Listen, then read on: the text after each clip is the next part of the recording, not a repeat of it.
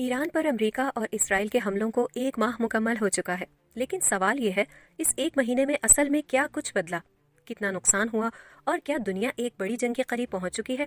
آئیے آپ کو دکھاتے ہیں مکمل تصویر، اعداد و شمار اور حقائق کے ساتھ۔ 28 فروری کو اہم مذاکرات کے دوران اسرائیل اور امریکہ نے ایک مرتبہ پھر ایران پر حملہ کیا۔ 9 ماہ میں دوسری مرتبہ ایسا ہونے پر تہران نے فوری طور پر حملوں کو کھلی جارحیت قرار دیا اور جوابی کارروائی کا اعلان کیا۔ ایرانی حکام کے مطابق اسرائیل میں اہداف اور خطے میں امریکی اڈوں کے خلاف اب تک ہزاروں میزائل اور ڈرونز لانچ کیے گئے۔ خلیجی ممالک نے فضائی دفاعی نظام فعال کیے، کئی ممالک نے اپنی فضائی حدود عارضی طور پر محدود کی، ایئر ٹریفک شدید متاثر ہوئی۔ عرب ملکوں کی ایئر لائنز اتحاد، قطر، امارات ایئر لائنز نے بھاری مالی نقصان رپورٹ کیا۔ آبنائے ہرمز، جہاں سے دنیا کا تقریباً 20% تیل گزرتا ہے، وہاں سے تیل کی ترسیل حقیقی طور پر متاثر ہو چکی ہے۔ راستے پر ایران کا مکمل کنٹرول ہے، جو جہاز بغیر اجازت گزرنے کی کوشش کرتا ہے تباہ کر دیا جاتا ہے۔ اس بندش سے عالمی منڈی میں خام تیل کی قیمت میں تقریباً 8% سے 15% اضافہ ہوا ہے۔ پاکستان، بھارت، برطانیہ، امریکہ، آسٹریلیا، ترکیہ اور یورپی ممالک میں تیل کی قیمتوں میں اضافہ ہوا۔ امریکہ کی جانب سے جنگ بڑھانے کی کوشش کردوں کو اس میں شامل کرنے کی صحیح کی گئی۔ نتیجتاً جواب میں عراق، لبنان، یمن میں ایران کے حامی گروہوں نے اسرائیلی اہداف اور امریکی اڈوں کو نشانہ بنایا۔ بحیرہ احمر میں حوثیوں نے جہازوں پر حملے کیے، اسرائیل پر میزائل فائر کیے، اسرائیل کی باب المندب کے ذریعے ہونے والی 30% تجارت کو روکنے کا اعلان کیا، 6 سویلین مقامات پر حملے کیے۔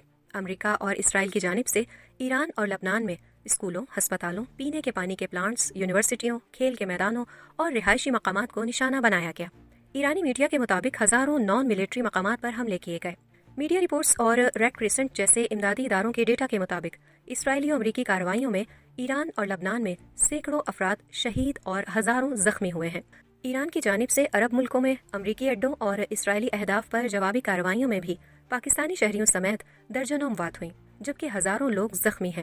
امریکی اور اسرائیل کے حملوں میں سپریم لیڈر، فوجی کمانڈروں اور وزراء سمیت ایران کی اہم قیادت نشانہ بنی۔ جوابی کارروائیوں میں ایران نے امریکی اور اسرائیلی جہاز، فیول ٹینکرز، بندرگاہوں اور عسکری تنصیبات کو نشانہ بنایا ہے۔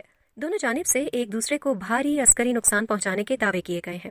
ایرانی ڈرونز اور میزائلوں کو روکنے کے لیے امریکہ اور اسرائیل کو انتہائی مہنگے انٹرسیپٹرز استعمال کرنا پڑے۔ اس سے ایک جانب واشنگٹن اور تل ابیب کو بھاری معاشی نقصان ہوا، تو وہیں امریکہ اور اسرائیل میں ان ہتھیاروں کی قلت کی رپورٹس بھی سامنے آتی رہیں۔ دونوں جانب سرکاری ویب سائٹس اور انفراسٹرکچر پر سائبر حملے، بینکنگ اور کمیونیکیشن سسٹمز کو بھی نشانہ بنایا گیا۔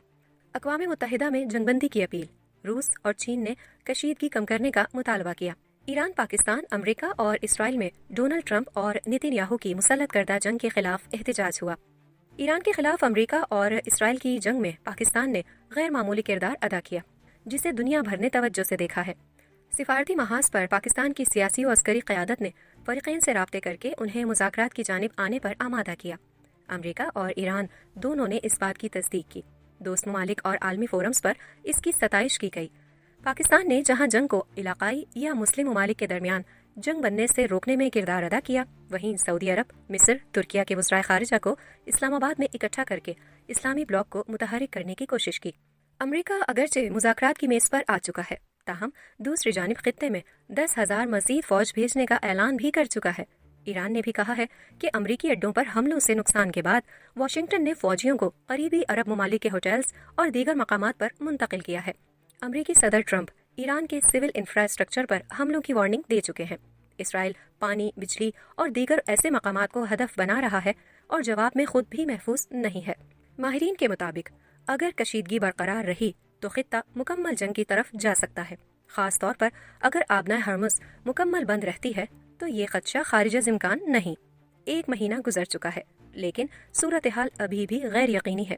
ٹرمپ اور نتن یاہو کو ایران میں رجیم چینج کے مقصد میں کامیابی نہیں ہو سکی۔ ایران طویل عرصہ جنگ جاری رکھنے اور جنگ بندی کے لیے نقصانات کا ہرجانہ دینے کے اعلانات کر چکا ہے۔ اس کیفیت میں تیل، معیشت اور دنیا کا امن سب داؤ پر لگے ہوئے ہیں۔ آپ کیا سمجھتے ہیں؟ کیا یہ کشیدگی کم ہوگی یا بڑی جنگ میں بدل جائے گی؟ کمنٹ میں اپنی رائے ضرور دیں۔